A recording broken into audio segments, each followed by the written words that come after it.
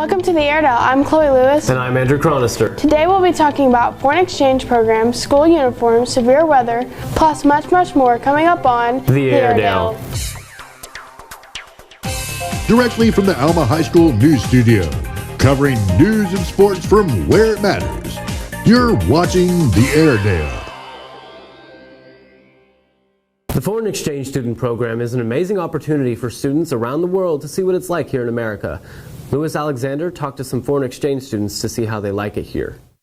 Foreign exchange students are really cool once you get to meet them. I talked to a few foreign exchange students to see what they think about the Alma High School. Yeah, I really like the school spirit and all the football games and basketball games and everything, and how open people are and what all you can do here and all the different regions. I would like to travel around and see the East Coast and the West Coast, and yeah, just see all the different areas. We talked to T to see what she thinks about the high school. Oh yes, definitely. I love the U.S. First, I love being an exchange student. I can enjoy the culture, and I even can eat a lot of food in here, like Mexican food, Thai food, Japanese food. Yes. Actually, I want to study college in California, and I also have a plan to work in here. And anyway, my big target in here is like I can travel 4 time zones in the US. Yeah. I really like the US. I want to come here since I was a child. People here are really friendly, and the things I like the most about the US is the school spirit, like all the basketball games, the football games, because since we don't have this stuff in Italy.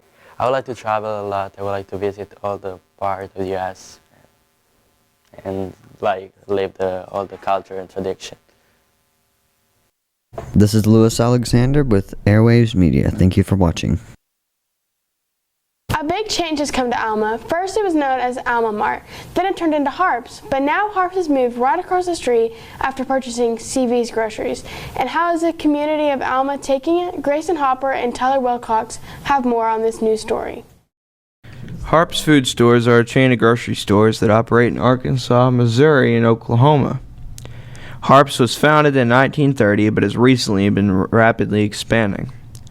Over the years, Harps has been buying out local stores and new buildings to run out of. For example, Harps has bought out many of the older Walmart buildings and are converting them for their own use.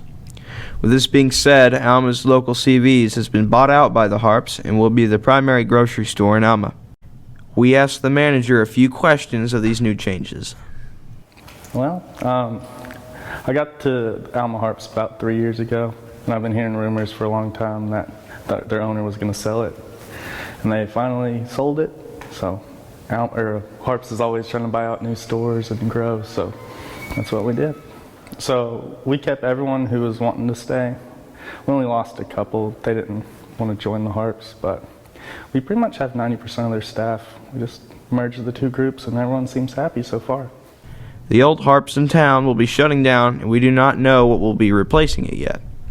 No, we rented the building. I've let some people in to look at it. I think they're wanting to have someone else rent it or buy out the building, but nothing yet. I'm Grayson. And I'm Tyler with Airwaves Media. School uniforms are a topic that is disagreed upon regularly. Some people think that they are terrible and others think that they're great. Sarah Nutt and Seth Canales took a closer look. Every morning, students wake up for school and get dressed. Getting dressed for school may have a lot of thought put into it for those who are obsessed with their fashion, or it may just be a matter of what shirt you find first. Either way, you have a choice. But think about those who have to wear a uniform, how they have to wear the same outfit every day for 5 days a week. Today we'll be diving into school uniforms and how people feel about them. Some people think school uniforms should be in more schools and places where gangs are running rampant. Some students may partake in gang activity by wearing a certain color or accessory that has a deeper meaning. With a uniform, the students have a hard time showing this, and it can help keep the school safe. I used to go to private school, so we did have school uniforms, and so I didn't really have to choose what I wore every day. It was a lot less stressful than it usually is in public school. Other people have a different opinion. Some think that school uniforms can make students feel like they can't express themselves. Others feel like uniforms don't even help with any of the issues that uniforms are supposed to help with in the first place. I feel like a school uniform just, I don't know, takes the purpose out of, I don't know, having your own freedom to pick what you want to wear every day. Because I feel like a lot of these kids here at the Alma High School like to have their free will of wearing their own clothes and stuff. As you can see, school uniforms have two very divided opinions about them. I'm Sarah Nutt with Airwaves Media. Dr. Wood has been a vital person to our school, and now she is taking on a new role at the school district. Ethan Moore and Dalton Davis has talked to her about her new position she will be taking. Dr. Wood is very excited to be the new Assistant Superintendent. She's looking forward to working with more students and teachers. She wants to focus on teaching and learning. She's very excited to be at Alma School District. So mostly the things that I'll be doing is working with teachers on what they teach in the classrooms, and I will be providing lots of professional development so that we can all learn to be better teachers and learn the best strategies that are out at the time to make our classrooms better.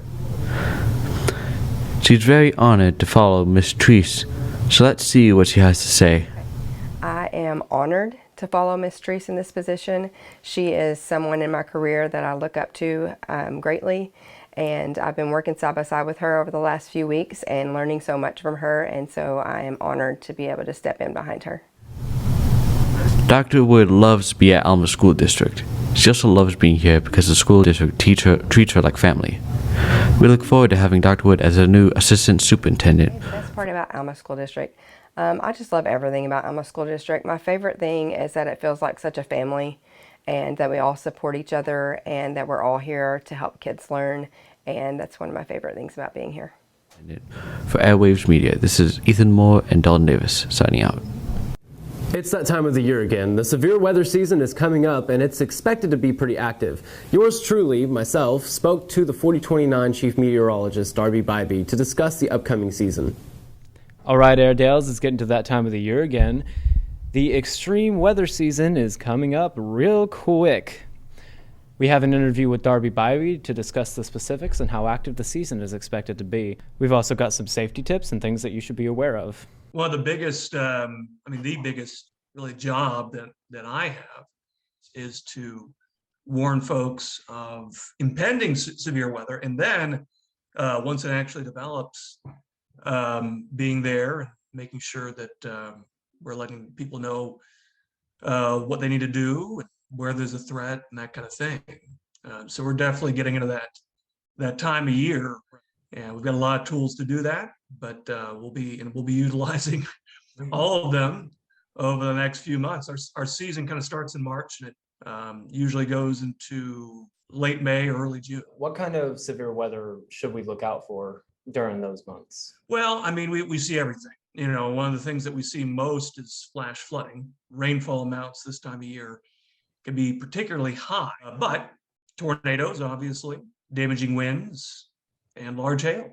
This is the time of year where we see the bulk of our tornadoes and the bulk of our large hail events. Damaging wind events, well, those can extend well into the summer. You've got to have a plan. Everybody lives in a different situation. Some people live in a house. Some people live in an apartment. Some people may live in a trailer.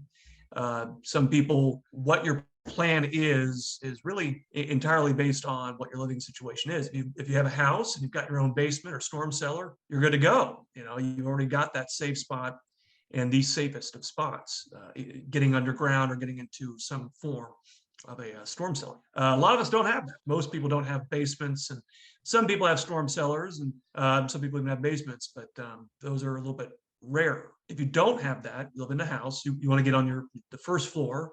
It's pretty easy. You just got to get into that interior. But if you're in an apartment, and let's say you live on the second floor, well, you need to either talk with the apartment manager about where you need to go if a tornado warning is issued, and make sure that you push to make sure that wherever that is not on the second floor of your apartment, but somewhere lower down in interior. And if that doesn't work, then you need to, if you're in a trailer, I would want to be spending the night, if I could, with friends or family that have a sturdier structure. That's your best option. If that's not something you can do, then you just have to, if a tornado is physically bearing down on that trailer, that really just is not a good option. The best option is almost to get out of the trailer and get into a low-lying spot outside the trailer. Those trailers are going to get flipped. If you've got enough warning and you're really planning ahead, there are storm shelters that will open. Well, every severe weather season is at least a little bit active around here. But it's tough to forecast weeks and months in advance, but I think this is probably going to be a fairly active spring, unfortunately. This is Andrew Chronister with Airwaves Media. Thank you for watching. NFTs are a new and controversial topic. It stands for non-fungible tokens and are a type of digital asset. But what do you do with them? Jackson Frey Aldenhoven dives deep into this subject. Recently, NFTs, or non-fungible tokens, have been slowly implementing themselves into the world. People can buy pictures that people can claim ownership over and sell them for any price they place on it, whether it's from $10 to $4 million. Anyone can make any abstract piece of art with crazy colors or polygonal features by taking a photo of the real world or of something digital and transforming it in an editing software to make it unique into your own. According to Business Insider, the trippy ape with a king's crown, heart sunglasses, and psychedelic body, basically the ape you'd want to take with you to Tomorrowland, sold for a whopping $2.7 million on the OpenSea market today. This idea has been making people wonder why this event is such a big thing, as there are many flaws in this ideal way of making money. People steal pictures of popular creators, such as YouTubers, Twitch streamers, TikTokers, and so on, and make them into NFTs to just have an easy way to make money. Because people buy these NFTs with any kind of monetary value for bragging rights, and maybe an opportunity to make even more money off of it. Here's what a student at the Alma High School thinks about this topic as it gets bigger and bigger as time goes on. I think it's alright. It's not that great because the idea of an NFT, being able to, of course the idea is really great of just being able to sell something or make something and then sell it for a bunch of money. That's actually a good idea, to make artwork and then just have it sold for a lot. But it's also really stupid the way they format it, because obviously since you can see the artwork beforehand, you can just take a picture or you could screenshot or save the image and then you could just get it for free. NFTs aren't just a flash trend on the web, as video games are slowly implementing them into their systems, like Fortnite, along with crypto and the metaverse. Do you think people should hop on this trend of making NFTs for money? Let's see what an Alma High School student, who is well informed of the current trending topic of NFTs, has to say about this. No and yes. No, mainly because it's dumb. You can just screenshot, save the image, that's it. But also yes, because it's kind of funny to look at, and of course it is a new branch of artwork and a new type that people can get engaged in and just do for fun. How do you feel about this controversial change, and how it's slowly seeping into popular media, broadcasting all over trending news articles and the like?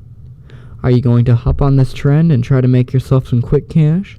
Or do you not like this change and wish for people to stop making NFTs altogether? This has been Jackson Frey Aldenhoven with Airwaves Media, signing off. Deadlines are something that everyone must meet at some point in their lives, yet some don't take it as seriously as others. Evan Sanderson takes a look into why meeting deadlines on time is so important. Nobody likes deadlines, but we still have to have them or nothing would get done. Teacher Lakin Bromley said she sees the importance of deadlines in her classroom daily. Deadlines are important because it puts a timeline on a goal or a task that you need to accomplish, and without a deadline, there's really nothing holding you accountable to achieving that goal or that task. Teacher Brian Courage said, "We will use deadlines for the rest of our lives." I think deadlines are important. One, you're going to have deadlines the rest of your life. So while we're in high school, we had deadlines for certain things, assignments or what have you. Keeps you on task. I know it's really easy for kids to get behind on stuff, and so if they're not meeting these deadlines, stuff will just pile up and pile up. When things pile up, you tend to not do your best work on each one of these assignments, and so it's good to just stay on task and have these deadlines so you do that.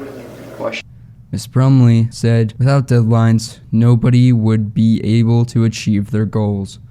Well, people should pay attention to deadlines for the same reason. In some setting, it's because they need to for their job or for their work in order to receive the credit or achieve the task at hand. And then, just when you think about personal goal setting, if you don't pay attention to your deadline, it's easy to push that back and push that off, and so that you're never working, you're not encouraging yourself to achieve it in a timely manner.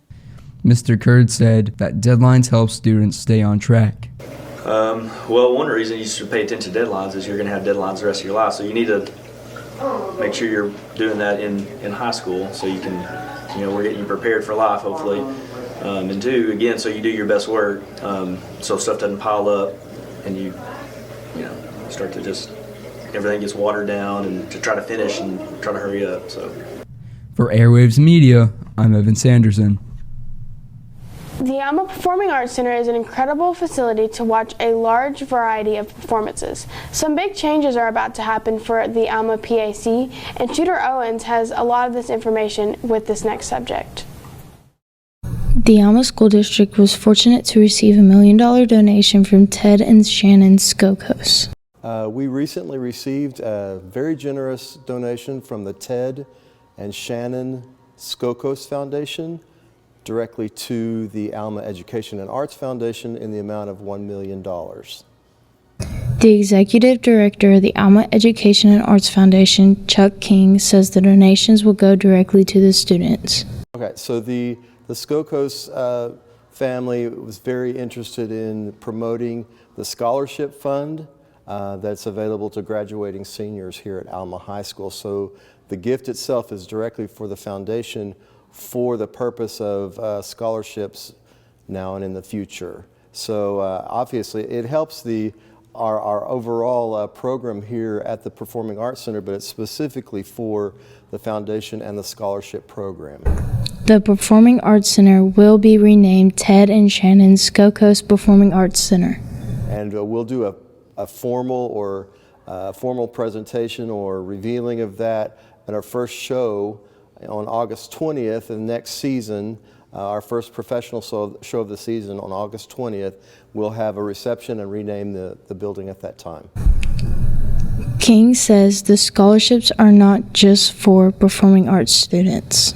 Right, so the scholarship program itself, it's a really common misconception that the scholarships only go to students that are involved in the performing arts, but that's just not the case at all. The scholarships go to the students at Alma that are pursuing a higher education in any area, any major area of study, and also for technical schools as well, the scholarship funds are available, so not exclusively to performing arts. He says the benefits of this donation will be seen for years to come. All right, so the whole reason why we do the professional shows here at the Performing Arts Center is to support the foundation and raise funds for the scholarship program itself. So I think that although the donation is specifically for the scholarship program, I think this helps all of us elevate what we do in the future. He also says that some of the earnings will be used for Performing Arts Center. I will say that 5% of the earnings from the donation, because the donation will actually go into an endowment, and that money will perpetuate and raise, and the money that from the earnings of the donation itself will be how the scholarship money is distributed. So 5% of the annual earnings of that gift will be able to go to the Performing Arts Center for improvements or repairs. So that will be a great help to us as well. For Airwaves Media, this is Shooter. It's springtime, and the softball team here at Alma is ready to go. They have had to do a lot to prepare for the season. Zachary Miller and Michael Farrell talked to the softball team about what they're doing to get ready for this season. Softball season is starting back up here at Alma. Their first home game is Thursday the 10th at 4:30. Taking extra reps after school, and as pitcher, we pitch every Monday, Wednesday, and Friday, and up our pitch count. Over the last several months, the team has been preparing to come back for this season. I had taken hits in the cage. We were out here. We were working on the field. We just got some reps in even whenever it looked like we didn't need to. Since COVID was a major factor the last 2 years, the team is finally coming back to a sense of normalcy. Because we haven't really had a full high school season that's not COVID. You know, we've had a lot of COVID issues in the past, and this is the first year we're not going to have to wear a mask or anything. We talked to Coach Parrish, and she said that the team is looking like they are ready to go back out and win some ball games. Whatever. I mean, we still have COVID, yes, out there, but I think that's out of their mind, and they're ready to go forth and have a normal season like they did 3 years ago. This season is looking like it'll be a great one for the team, so be sure to come out and support our Airedale softball team. We've never had a student section, so come out and watch our first home games March 10th. This has been Michael Farrell and Zachary Miller signing off. The baseball season is underway and the team is excited for this upcoming year. Evan Shibley talked to the team about their anticipation. The Alma baseball season has started back up, and it's going to be one exciting season. It's not easy to play baseball. It takes a lot of dedication and hard work to get your mind and body ready for the season, but that is exactly what the team has been doing day in and day out. Well, we've seen it two ways, from a mental standpoint and a physical standpoint. You know, they've all had a lot of games played now, and so they're gaining that game experience. And then the team has been working hard to improve their skills from last season. You know, the guys work in a class period every day, just getting faster and stronger. But every year we've seen ourselves improve mentally and physically, so that goes a long ways. We're more confident with everything we do now. I can't stress enough the importance of coming out and supporting the players by watching the games. So let me leave it to Coach Fry. Yeah, we just like to invite everybody to come out and watch us. You know, the guys have worked real hard, and you know, they'd like to see everybody come out to the park and cheer them on. This is Evan Shibley with Airwaves Media. The men's Razorback basketball team is having a good year. Remy Scarborough and Tegan Carlisle asked the fans what they think about this season. Men's Razorback basketball team is looking really good this year. We spoke to some Alma students about their opinions. I think they're doing pretty well. I hope they do good in March Madness. The Razorbacks have now made it into the NCAA tournament, and the fans are looking forward to seeing how far they can make it. Yeah, I'd say my favorite is JD Note. He's a senior this year, so he probably won't be returning, but the Razorbacks are entering the NCAA tournament as the 6th seed, and only time will tell if they make it through the big dance. I'm honestly very surprised about how they've been doing this year. No one really expected that with their stats off of last year, comparing them to this year. And I think Jalen Williams is a big part in how they play. He's helped them out a lot. They've created a lot of open three-point shots this year, and they're very good at driving to the basket, a lot better than Missouri, which is my favorite team, so it kind of hurts me. This is Remy and Tegan for Airwaves Media. We all know the beloved mascot of Alma High School, but where did Scruffy and Alma Jack get their names? Stetson Goodson and Jace Brantley took a deeper look into the lovable furball. Being the mascot has its pros and cons. There is a lot of pressure on the person that does the mascot. Also, they have to have a lot of skill and other talents to be the mascot of the school or team. Being a mascot is probably the best experience you can think of whenever you're because you messing with the cheerleaders, messing with kids, playing with kids, greeting kids, giving them a smile. But other than that, it's just a lot of fun. So here's what it's like in the Scruffy outfit. On in the suit, you get very hot. After hearing about Scruffy, here's the backstory of Alma Jack's name. Jack was named after a gentleman who resided in Crawford County for most of his life. The reason we called this dog Alma Jack is we knew we wanted him to participate as the mascot, and the man who was named Alma Jack, or nicknamed Alma Jack, was named so because he was pretty much the spirit of Alma athletics. He attended baseball games and football games. You would see him at parades and many student events. And the fun thing about the gentleman, Alma Jack, is that he was just always proud to be an Airedale. He wore old T-shirts that had Alma logo on it. He wore a band vest. If you can imagine, it was probably from the 70s, and he would attend all of our athletic events and just be the great spirit of Alma Airedales. Now that you've heard the backstory about Alma Jack's name, here are some fun facts about the Alma Jack. Is our dog, and he has also served as the Alma Airedale mascot for about the last 10 years. He is currently 11 years old, and he lives with me and my husband, Scott Treese. Came to us by way of Joplin, Missouri. He was sort of a rescue in that he was about to be homeless, and we took him in. My husband has had about 5 Airedales, I believe. So Jack is our 5th one. Jack is, he's a house dog. He is great with kids.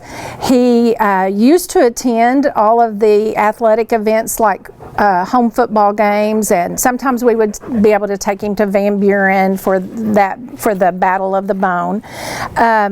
He absolutely loved going to football games because the kids would come up and pet him, and we never had to worry about Jack snapping at a child or a student.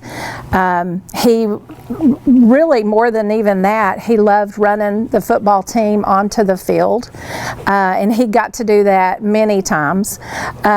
He would, when my husband and I would come home on a Friday afternoon, knowing that we were going to the game, Scott would get Jack's brush out and kind of start grooming him and getting him ready, and Jack would literally jump and prance all around the kitchen or the living room because he knew he was going to get to go to a ball game. He likes to run and play, and now that he's 11 years old, he has slowed down some, but he's still, just like today when we came to school, I mean, he's just running all over the place in the classes and, you know, sniffing around the backpacks and always looking for a snack and that kind of thing. This is Jace Brantley and Stetson Goodson from Airways Media. Thanks for watching this episode of The Airedale. Don't forget to like and subscribe to our YouTube channel and follow all of our social medias at Airways Media. And as always, Go Airedales!